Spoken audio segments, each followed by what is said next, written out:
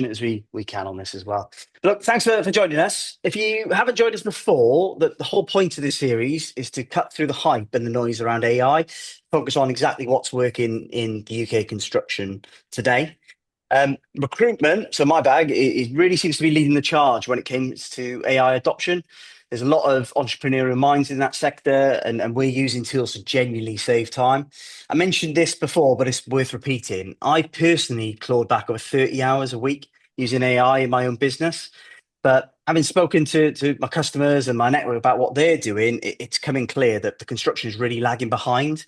And that's despite there being some really good solutions out there already.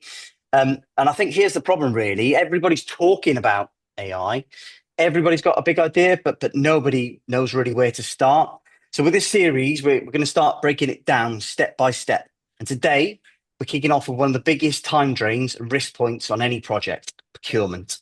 For those who haven't spoken to me before, to give you a bit of introduction, I'm Elliot Goulding. I'm from ProBuild Recruitment. We run a boutique agency here to deliver recruitment solutions to construction companies, mainly main contractors, but we work with subbies and consultancies as well. I personally got a passion on quantity surveyors. It's what I've done for 15 years now, and because of that, I'll be your host. Today, I'm genuinely excited to be joined by Alastair Blenkin, CEO of ProcurePro. I first found Alastair by attending one of his webinars. It was obvious, he was leading the charge from the front within construction. He's someone who's tuned into actually what's making the difference on the ground. He's seen the results that contractors are getting, and by rethinking procurement with AI. Today, he's going to walk through what's working, what's next, and how to make it happen on live projects. I'm going to keep this short, as I mentioned, sharp, and focused, 30 minutes of insight, followed by questions and answers at the end. So yeah, let's get going. Beautiful. Thanks for having me, Elliot, and everyone for joining. You might hear the Aussie accent straight away, so that's where I'm from. Although I'm a Brit as well. I've got two passports. So I'm the founder and CEO of ProcurePro. We are specialized procurement software for main contractors in the construction industry. I've been around for about 5 years, and from Australia originally. We're used by probably about 50% of the market over there. So really created a new category of technology, which we'll delve into, and then been expanding into the UK over the last 12 or so months and seeing that sort of similar uptake slightly earlier in the curve than Australia of technology. So in particular, what we do is making QS commercial teams' lives more efficient, ultimately get you doing great work, not grunt work. So taking all of the admin out of procurement to allow you to do what your real job is, which is making money, not pushing paper around. So ultimately, like we've been at this for about 5 years, developed a web platform. But what's really interesting is how obviously the world's changed with AI and how opportunities are being unlocked. We're at a pretty we're well positioned within the industry. Elliot, you talked to before around kind of going, hey, there's some sectors, industries, people who are sort of ahead of the curve than others.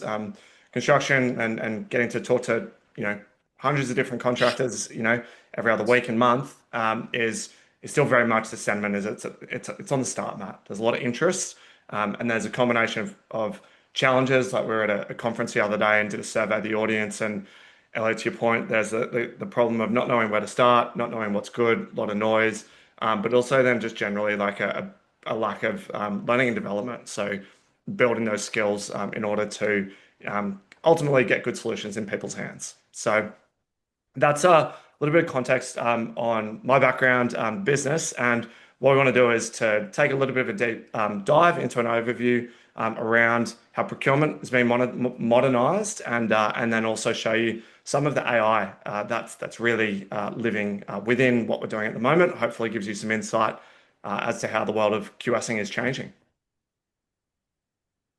Anything to add there, Elliot, or keep charging, mate? Yeah, what I'm also interested in doing, Alistair, is seeing the problems that our customers are having and trying to find people solutions to this. I think there's going to be quite a change in the next 2 years where the QSs who are enabled to use the softwares or use the AI in their work will be light years ahead of what other people are doing. And then that'll filter into the customers, the contractors that that enable their staff to be able to do what they're doing. So yeah, keen to talk more about procurement, really.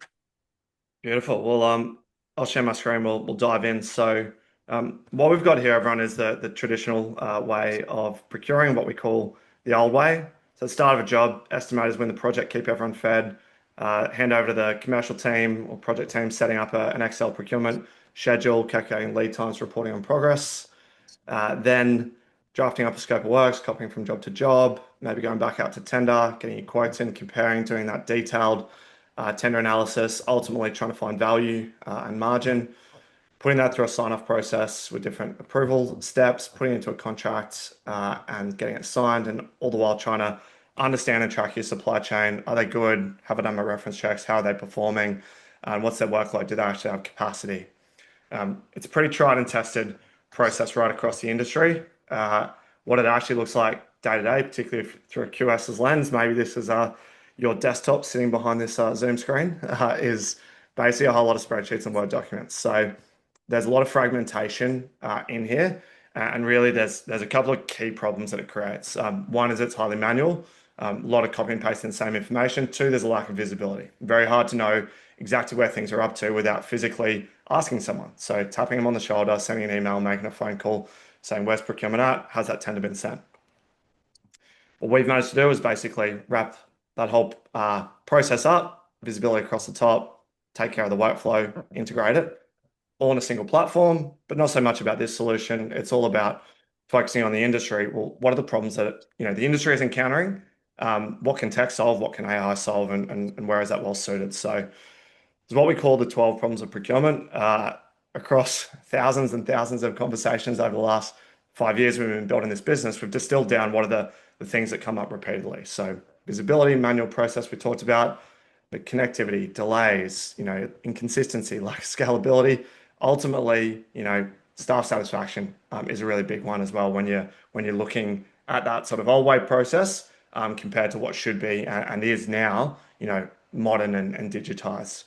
Elliot, anything jump out at the page for you, mate, in terms of what you hear from QSs around procurement? Yeah, so it's interesting you picked up on the staff satisfaction because we see different companies having different approaches, right? Construction has a traditional builder, a traditional contractor who likes to stick to their ways, and there's other companies that are coming in and leading the recruitment process by enabling their staff to not have to work as hard. That they're working on smart systems. They're working. I think you said it earlier. More less grunt. What was it, Alistair? Less grunt, more. More great work, not grunt work. So Yeah, that's exactly it. And in any world, I think anybody would want to do that. And if we can, if your solutions or other solutions are unable to enhance the QS's world to do that, then you're going to have better staff. You're going to keep your yeah, staff, and then you're not going to have to come to me to hire. yeah. Well, you didn't pay, 30 grand or whatever it is to go to uni to push paper around. That's for sure. So it's interesting on that staff satisfaction piece. We've certainly seen it a lot in Australia around when you're going in, contract administrators, they call in Australia the equivalent of a QS, but you'd be going into a job interview and they're asking straight away, right, what's your finance system? Have you got a payment system like PayUps? Have you got a procurement system like ProcurePro? Like it is becoming more and more table stakes. And because of challenges around staff shortages and people basically having to recruit, off other companies, it is really important to deliver that, staff satisfaction and good work experience in order to be able to land the staff to deliver the jobs. What we're seeing, just cutting in here, Alistair, that we're seeing a demand for the younger generation, your assistants, your intermediate quantity surveyors coming into the market. I've got more jobs right now for that level than I have for seniors. Mm. And the reason being is because people aren't entering our industry. There's a gap coming at the bottom of the market. And we're going to need some solutions that are going to be able to take some of that grunt work away from the staff. And if they're having to do that themselves, they can't find people to help them out, or they can't find tech to help them out, they're going to be unhappy. And again, keeping your staff happy at the moment where there is a demand within the industry is going to be key, absolutely crucial. And so, look, you've either got a surveyor tree at the end of your courtyard, which I don't know anyone who's got that, or you're trying to step change productivity. So it's a kind of nice segue into what we call the procurement tech maturity curve. It will get the industry sort of moved from entirely manual, only Word and Excel, to the process of fragmentation. You might have a tendering platform, a supply chain platform, or a DocuSign being used, but ultimately it's still pretty fragmented in terms of that process. You get into a fully connected process, whether it's with ProcurePro, or otherwise, finding a way to get every step of that process interlinked. What that does is it creates a new data set that really unlocks the power of AI, which is exciting.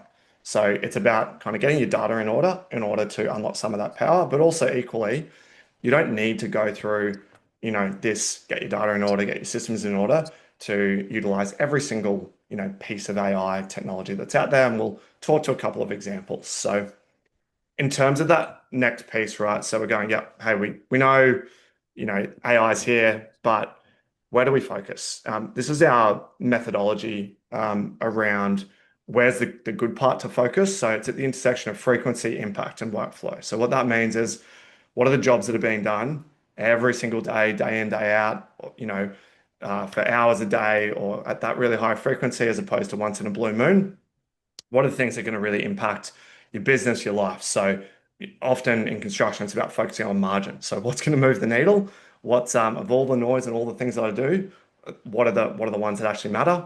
And then how do we put these tools in people's workflow? So if you don't, you can have a great system, which is something over to the side, but if you're a good operator, you might go and use it. But if you're not, or you're not that way inclined, if it's not right in front of you, it's out of sight, out of mind, do you actually go and use the tech? Do you use it to the best of its ability? So it's about, for us, the sweet spot is at the intersection of those three. A few ways and practical examples, which we apply to procurement. We'll show you one of them today. One is an estimating handover. So actually using AI to basically ingest all of the information, the intelligence, the IP that's created through the estimating process and get that into project teams' hands, really in particular, focusing on the workflow so that, when you're in there doing your job, you've got quick access to that. Hey, the estimator said there's risk here, there's opportunity here, or access to, hey, these are the subbies that we went out to a tender. There's a live pricing library, so you digitize the workflow. How do we get ready access to construction pricing information? So I'm a QS, I'm looking at quotes A and B, but I've been on a job for the last 2 years. I don't know if A and B is any good. And I've hammering the industry to try and get 3, 4, 5 quotes, but I can't access that quickly. So really, I should be able to search through the archives of all of our jobs at my fingertips, free text search, going, hey, find me comparable quotes for this particular trade or this particular, item that I'm buying at the moment, and improving that access and speed of information. And the third one is probably one of the most tedious jobs for a QS is the AI price comparison or reconciliation, which I'll show you very shortly. But Elliot, again, I'll just pause. Any comments there, mate, before we dive into a little demo? Yeah, well, I was interested actually. It's all good and well you saying this, Alistair, but you mentioned the Aussie connection, the UK connection. How are you seeing this work in the UK market at the moment? Good news about Australia and the UK, obviously Commonwealth countries, it's really similar. So we've powering 80 billion in construction value globally, like approaching 4,000 projects in the system. I'd say about 15% of our business is in the UK, so approaching 30 contractors Mm. using it. And the product fit is really similar. So the pains, the behaviors, really similar. Obviously, the Yeah, currency is different, but it's a very similar process compared to you look at another market like the US, and that is a little bit different in terms of how they procure, all driven by the head contract structure, sort of sitting above your subcontractor procurement. yeah, So that's but the good news for us as a coming into the UK market. yeah, but us Brits, we think we're special. Who are you? You mentioned 30 contractors in the UK. Can you give us any sort of examples of where you're seeing um, Yeah, solutions on the ground actually working? That's my key message that I want to yeah, say. absolutely. Great. So we've got a few logos here. So Mount Anville developer builder based in London. Yeah, First customer. There's a case study on our website. So they helped us actually. They identified this and go, hey, how can we bring this into the UK market? Sort of going back a year before we're even here. Corey Construction in Corby.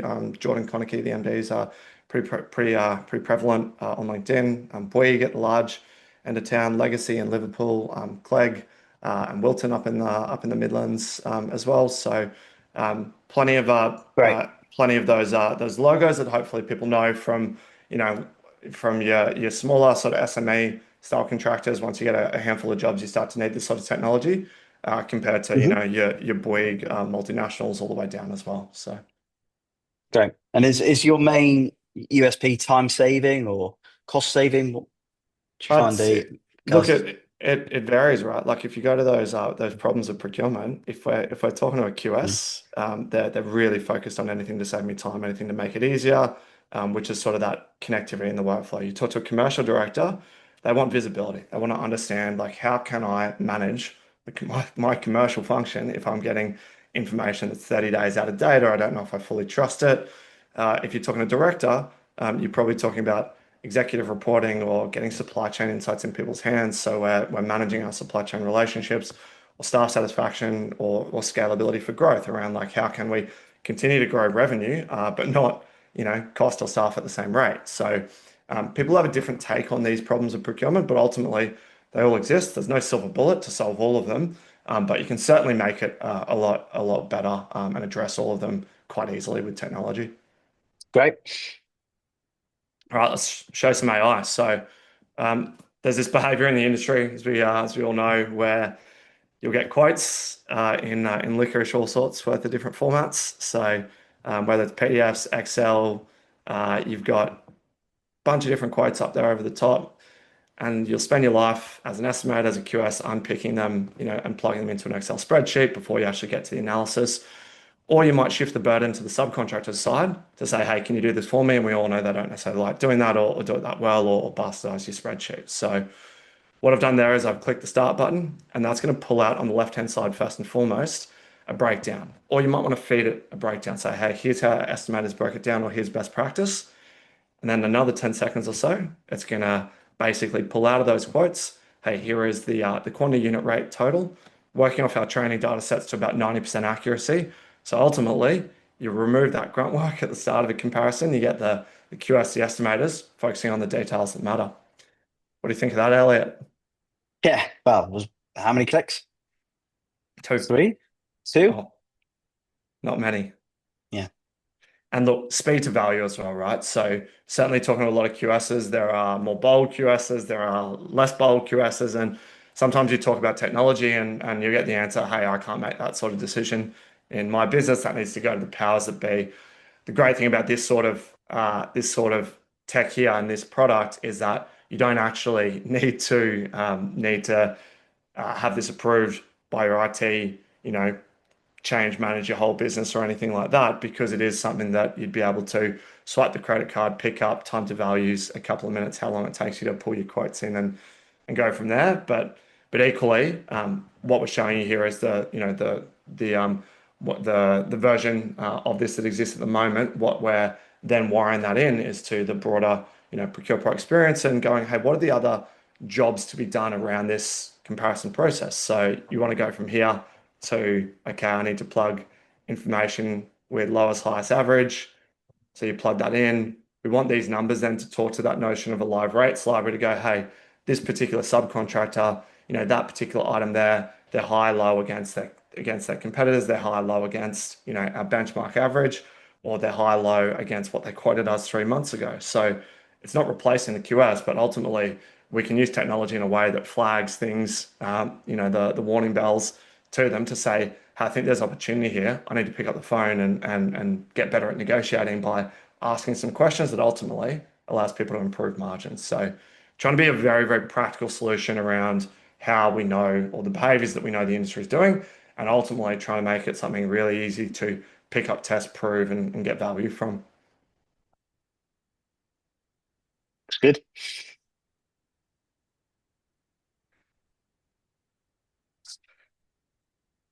And so, look, I Okay. mean, overall, in terms of if you're a QS on the other end of the line, you're thinking that looks good, I want to have a go. This is launched in private beta at the moment. So if that is of interest to you, it'll be public pretty shortly. But you can jump on our website, drop us a message, or hit me up on LinkedIn to say I'd love to get my hands on that sooner rather than later, particularly if I've got a bunch of comparisons sitting on my plate. So, but that's as well, Elliot. That's a sort of a taste around that framework. Yeah. Around there's lots of noise in the industry. whether you're looking at this reconciliation example or otherwise, that's the application of that framework of putting things in your workflow, having a really high impact and jobs that we're doing, on a very frequent basis. Okay. What's coming back to the staffing point from my viewpoint here, Alistair, what training is provided? How quick can people get up on the system? That product, you don't need training for that. That's pretty Yeah. easy. So, in terms of a broader product, and again, if you're interested in having a look at that in the procurement platform, again, just jump on our website. There's heaps of videos, or we can run you through a demo. But what people see when people are scared of technology change, and they're sort of almost like sometimes have come with this no by default attitude, and then once you kind of do see like a procurement platform, it's procurement, but it's just all in one place. It's centralized and easy. It's not different documents in different share drive folders or on the intranet or scattered all over the place. So the level of training, to answer your question, Elliot, that's actually provided is fairly minimalist because you don't really need it. QSs, you've done procurement before, you can use this software. You know how to use it quite intuitively, which is a good thing to have because it makes Mm, change easier. yeah. Okay. I'm not a QS. How is the data stored, and how easy is it to come back to your previous quotes that you mentioned in when you were doing the demo with regards to, well, hang on, they were 20% more expensive than they were previously. How easy is it to identify that? Yeah, I mean that part doesn't exist yet, but that's on the roadmap. So in terms of Mm, sort of core platform around that pricing okay. intelligence, that's what's been worked on in the core, and then it's Yeah. about starting to tie those things together. So Yeah.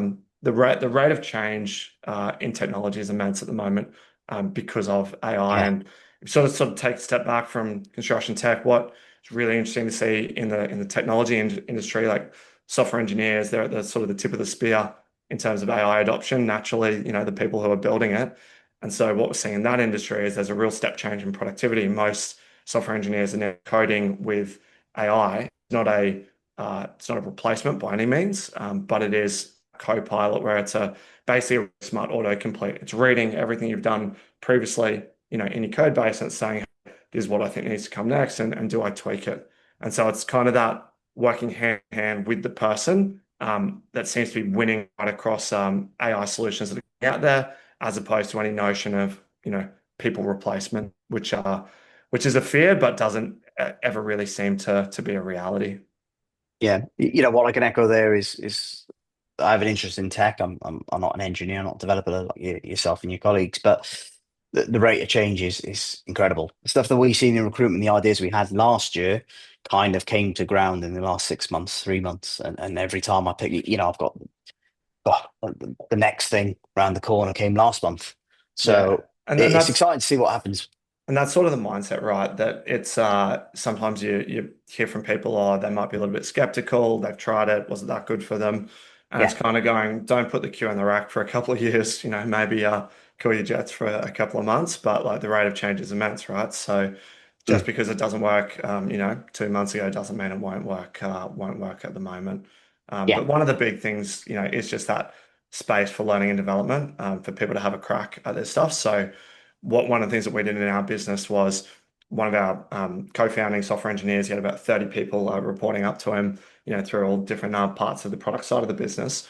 We basically, over a period of time, removed all his reports and basically put him on an island off to the side, just gave him time and space to work with AI, build skills, develop and create. And we've created a couple of new products which are coming to market off the back of it. And so not everyone's going to have the luxury of, okay, your full-time job now doesn't exist and you just go Mm, and play around in the sandbox. But there is a lesson in that around like innovation and adoption of these technologies doesn't just happen. You do need to put some effort. Most people are sort of playing around with, ChatGPT and Microsoft Copilot and the like, but still ultimately like really scratching the surface. So mm. actually going, hey, well, can I do more than write an email? And can I actually play with this and can I actually try to create an agent? That's kind of where you start to get this skills development happening, which is, a pathway that we're charging down in our business to try to, broaden adoption between a few people who are running out in front.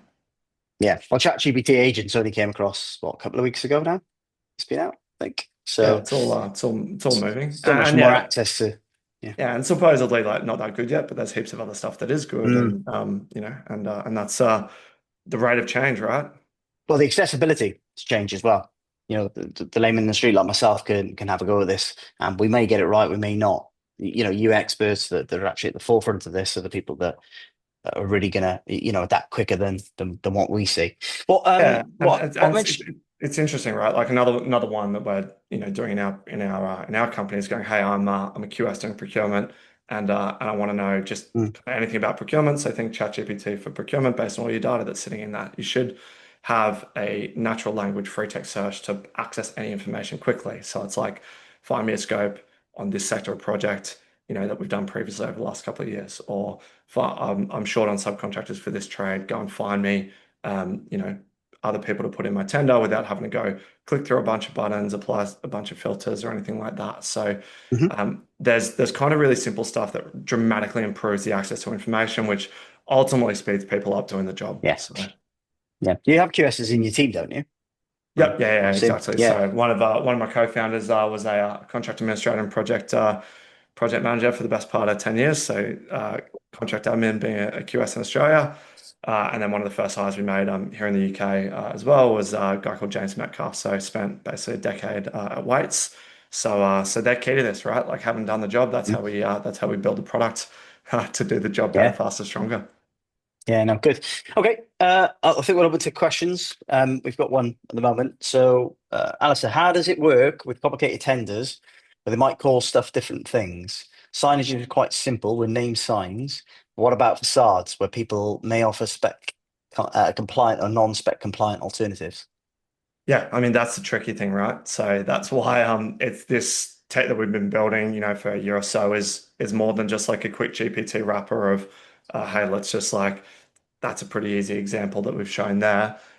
There are variances in language, which we've got to basically train, using our data. We've got 15,000 odd, comparisons in our systems with a bunch of quotes, and it's quite well structured. So we're uniquely positioned to solve this problem because we've got like a big corpus of information that can detect differences in language. And then we've also seen all of the challenges around how quotes come back in all shapes and sizes. So you might have a number that's related to a heading or different parts of the quote, and things are specified as included or excluded.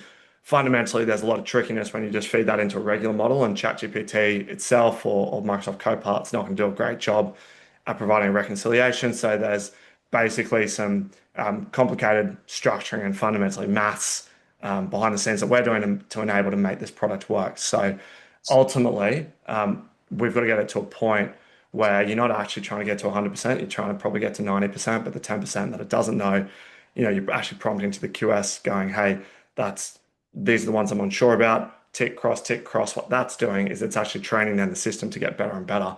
So again, what might not work today will continue to get better and better tomorrow. But if there's enough value, even if you start at 70 or 80%, that's what drives the adoption. That continues to make these things better and better. Okay, great. Another question. So, do subcontractors have to sign up to the software to receive inquiries and upload quotes? Our core platform, which has tendering, no, they don't. So we always say no login, no sign up, no fees, no friction. So we know subbies have got enough to do in their day, let alone sign up to things and remember another login that they then forget the password, and then the blowback comes to the QSs going, where'd you bloody send those documents? So no, they don't. That's kind of the way modern tendering platforms are progressing, making that frictionless. And in terms of the AI tech that we've just shown you there, again, no. So we might build it, into that broader workflow to pull the quotes in automatically, but ultimately the key to this product is to make it as simple as possible, so you're able to pick things up, throw quotes in, and get that value really quickly. Okay, great. We promised to keep it short and sweet. Is there any other questions that people would like to ask? Otherwise, we'll start wrapping things up here. No, great. So, the best way to reach you, Alistair, I think you touched on it earlier. Uh, If guys are interested in following up. so as a business, procurepro.co, CO, not .com. And then me personally, I'm on LinkedIn. I'm pretty active. So if you'd like to connect, I'd love to connect with everyone in the QS Yeah. space, in the construction industry. So my name's a bit tricky to spell. But if you have a couple of guys, I'm sure you'll find me with a bit of autocorrect. So chuck me an ad on Yeah. LinkedIn, mention you're on the webinar, and I'd love to chat. Yeah, not gonna lie, I had that issue to begin with, Alistair, but we're here now. Great, and I'm just sharing for those who weren't on our first module. We had Dylan Humphreys on there, who runs an AI consultancy that's partnering with Hard Hat AI as well. We talked earlier upon where people are struggling to get into AI solutions, and part of the problem there is actually identifying what the issue is first, rather than just going around and playing with the tech that's out there. And to help people along with that, we're offering a free AI assessment tool. You can download that just by downloading the QR code, and I will also follow up this module with a link to it as well. And then Dylan's kindly offered to sit with you guys for half an hour to an hour to work out a solution, see what he can create, or whether he can recommend any other products as well. So yeah, final thing. Thanks, Alistair. Appreciate that. Thanks everybody who attended. Thanks, Elliot. Yeah, the next one will be out on next month. So thanks again.